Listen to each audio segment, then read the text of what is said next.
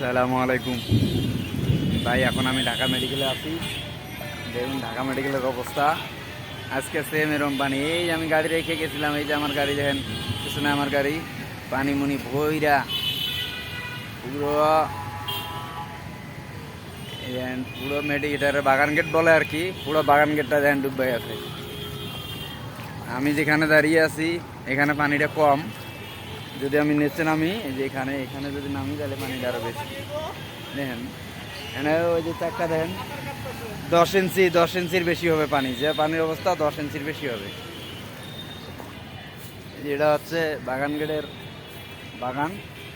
এই যে আমি এখন বাগানে দাঁড়িয়ে আছি, যে নগর দেখাবো। এই যে আমার পেছনে ঢাকা মেডিকেল, ওই যে লেভেলটা দেখা যাইতেছে, নাম্বারটা দেখা যাচ্ছে, আপনার এসে দেখা যাইতেছে না।